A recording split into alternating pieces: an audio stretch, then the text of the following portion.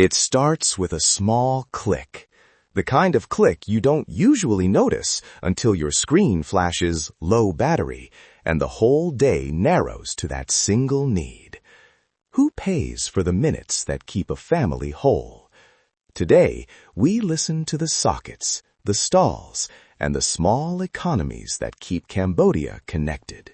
Welcome to Ancient Echoes. I'm Rachana Solve, and alongside Samnang, I'll be walking through market awnings, pagoda benches, and roadside battery-swapping tables. We'll keep a consent-first approach. Your ears will get close, but never without permission. The goal is to hear how a single outlet becomes a rhythm for care, work, and migration. Let me promise you this. No technical schematics, no DIY wiring instructions. Instead, we'll listen for social cues, a meter's tick, a vendor calling out prices, the bargaining syllables that mean your turn and how many minutes. We'll also model the exact phrases you can use in English and in Khmer to ask for permission in markets or at chargers. Think of this first segment as a plain primer. Around towns and cities, you'll find a handful of charging setups. Market kiosks with multi-outlet strips under plastic awnings, battery swap stalls where riders trade a drained battery for a charged one, solar benches at temple walls, and roadside tables where a single socket feeds 4 phones via handmade adapters. Pricing can be per minute, a token for a set time, or even barter, a bar of soap, a cup of rice, a cigarette. Listening cues to recognize them. A soft metallic click when plugs are swapped. A low humming of chargers under a table. Someone counting minutes aloud. Or a vendor tapping a little mechanical meter. If you hear a line of people holding phones with dim screens, that's a charger and a microeconomy taking shape. Now imagine a dawn queue.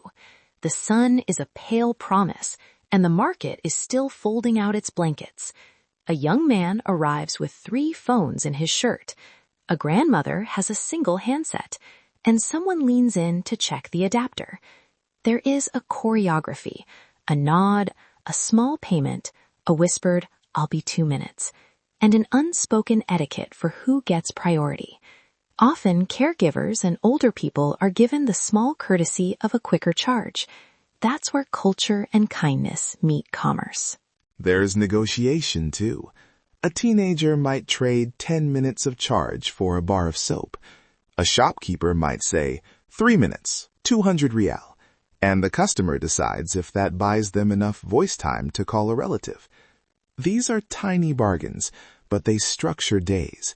A remittance call timed to when someone knows a charger will be available. A job update that must wait for a top-up.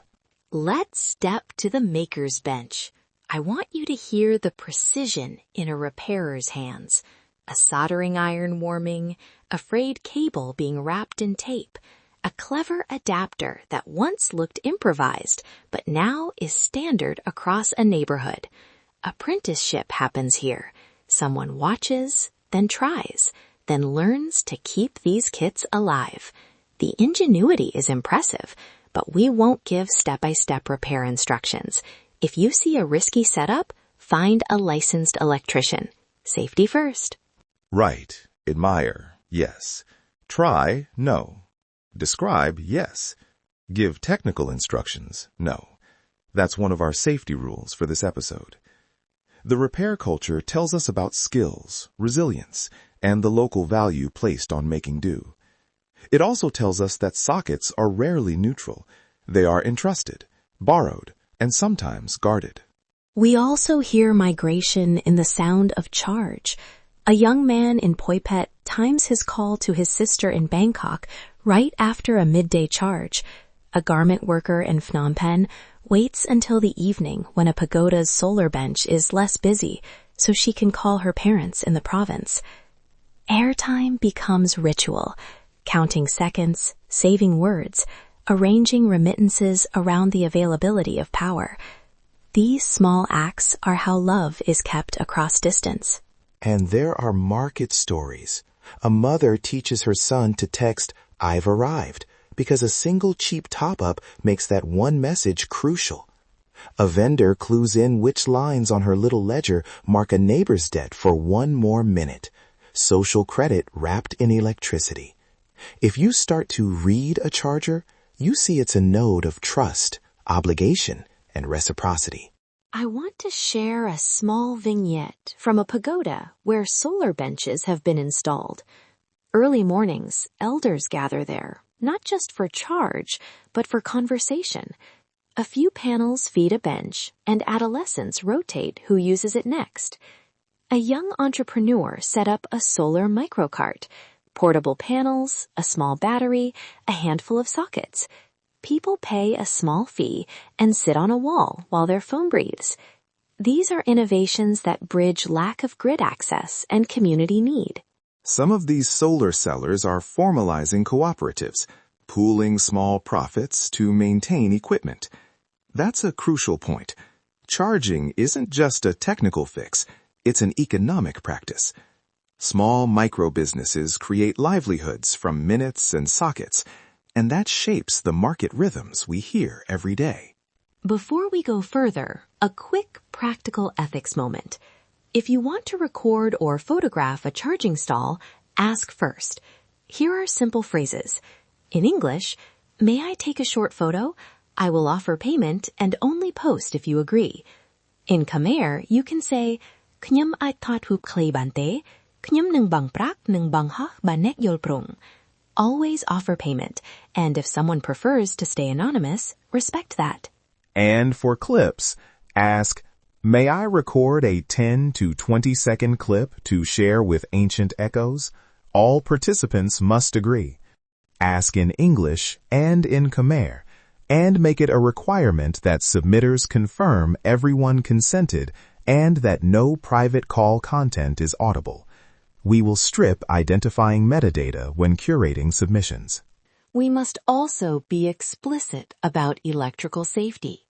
If you see frayed wiring or homemade adapters, admire the ingenuity from a distance. Do not touch live equipment. If you want to help, offer to pay for a vendor's protective cover or refer them to a licensed technician. We'll never encourage listeners to replicate repairs shared in this episode. A short moral here. Chargers reveal power structures. Who can buy minutes? Who gives time freely?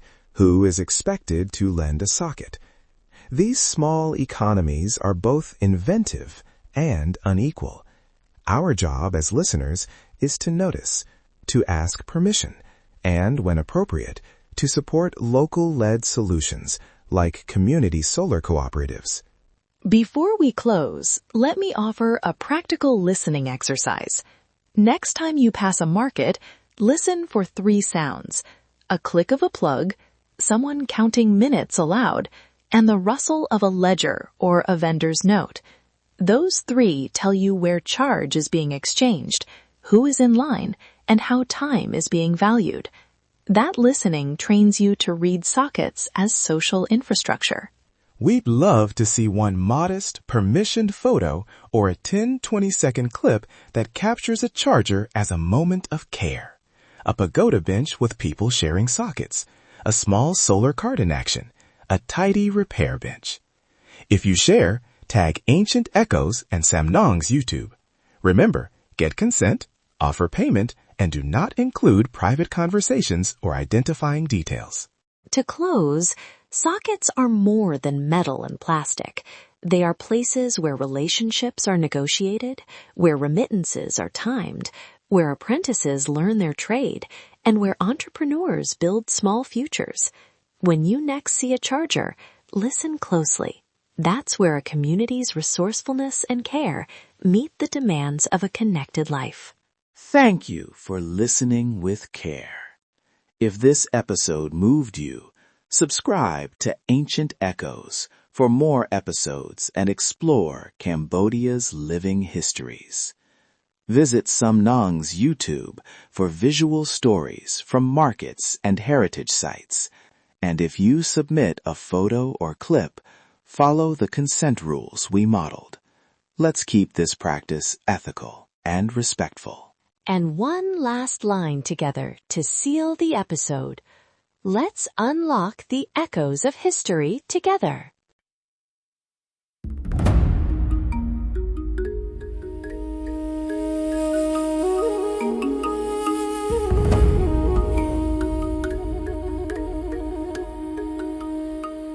In the quiet of night, I whispered my plea, holding her close, hoping for her decree.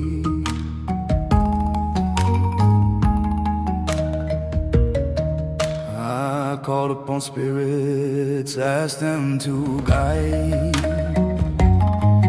to take her heart and lead her by my side. So I drew her near, traced her brow so fair, my sight this way.